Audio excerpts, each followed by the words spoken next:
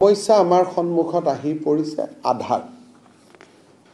আপোনালোকে জানে যে আমি 9,55,000 যি আধাৰ বন্ধ হৈ আছিল, সেই আধাৰখিনি আমি মুকলি কৰি দিয়াৰ বাবে কেন্দ্ৰীয় চৰকাৰে নিৰ্দেশ দিছে আৰু অহা 2 দিনৰ ভিতৰত UDIও ইয়াৰ যিটো প্ৰটোকল কেনেকৈ পাব কি পাব তাক দিব আৰু এই বন্ধ হৈ থকা আমাৰ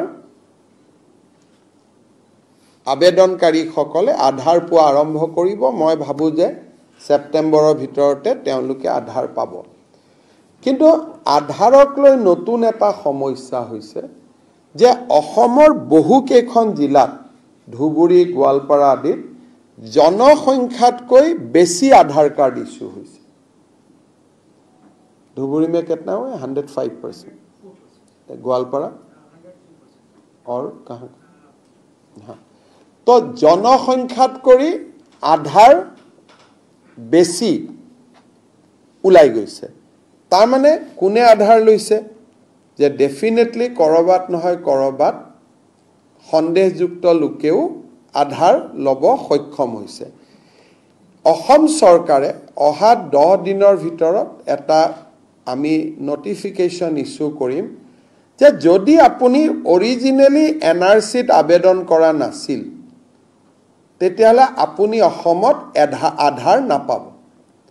নাম থাকা আৰু নাথাকা পিছৰ কথা, কিন্তু অন্তত আবেদনকাৰী হ'ব লাগিব।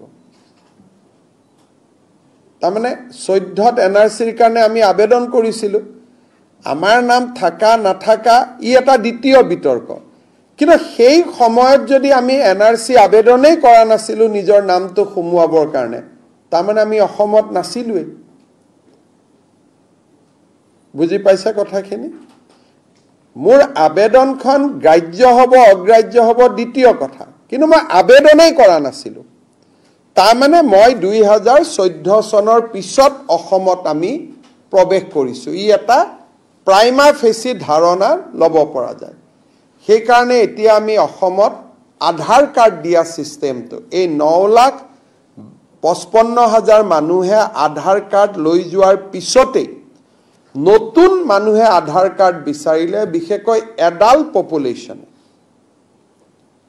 যদি 16 বছৰৰ ওপৰ পপুলেশনে আধাৰ কাৰ্ড বিচাৰে তাক আমি খুব পুংখানুপুংখভাৱে আমি বিবেচনা কৰিম। এতিয়াৰ পৰা পোনে পোনে বায়োমেট্ৰিক দিলে আধাৰ পোৱা ৰাস্তাটো বন্ধ হৈ যাব।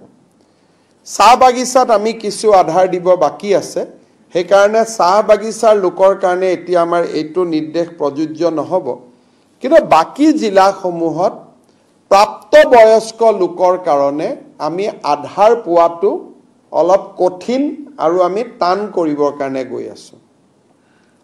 যিসকল জেনুইন মানুহৰ হাতত এতিয়াও আধাৰ নাই তেওঁলোকে আবেদন কৰি লৈ লওক, আমি এছঅপি এখন দিম। কিন্তু অহা 1 তাৰিখৰ পৰা 1 অক্টোবৰৰ পৰা অসমত আধাৰ লাভ কৰাটো এটা কঠিন পৰীক্ষাৰ মাজেৰে যাব লাগিব, এক্সেপ্ট দা টি গাৰ্ডেন। কাৰণ টি গাৰ্ডেনত আমিয়ে দিব পৰা নাই, সেইখিনি মানুহক বাদ দিছো কাৰণ তেওঁলোকৰ কাৰবাৰ হাতত আধাৰ নাহে, চকু দি ল'ব লাগে, আমি চকুৰ মেচিনটো দিব পৰা নাই। কিছু বাস্তৱ অসুবিধা টি গাৰ্ডেনত আছে, সেইখিনিক বাদ দি আমি প্ৰাপ্তবয়স্ক লোকে এতিয়াৰ পৰা আধাৰ বিচাৰিলে আমি খুব ষ্ট্ৰিক্ট কৰিবৰ কাৰণে সিদ্ধান্ত লৈছো। তাৰো ডিটেইল এছঅপি আমি অহা 10-15 দিনৰ ভিতৰত বনাম। ভাৰত চৰকাৰে আমাক ইতিমধ্যে এটা অধিকাৰ দিছে যে ৰাজ্য চৰকাৰে বিচাৰিলে আধাৰ পাব, নহলে নাপাব। গতিকে আগত আমাৰ এই অধিকাৰটো নাছিল, এতিয়া ভাৰত চৰকাৰে যেহেতু আমাক সেই অধিকাৰটো দিলে, গতিকে সেই অধিকাৰটো আমি এনেকৈ ব্যৱহাৰ কৰিব খুজিছো যাতে কোনো এজন বিদেশী মানুহে আহি অসমত আধাৰ ল'ব নোৱাৰে।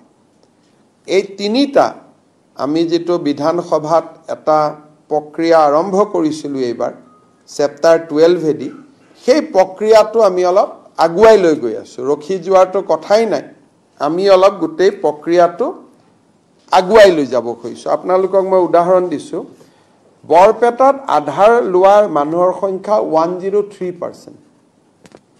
100% লৈকে আমাৰ দায়িত্ব, কিন্তু 3% মানুহ এক্সট্ৰা ধুবুৰীত 103 মৰিগাঁৱত 101 নগাঁৱত 101 ফিজিক্যাল টাৰ্গেটতকৈ বেছি মানুহে আধাৰ লৈছে বৰপেটাত 103.74 পাব লাগে 100% পাইছে 103.74 ধুবুৰীত 103.48 মৰিগাঁৱত 101.74 নগাঁৱত 100.68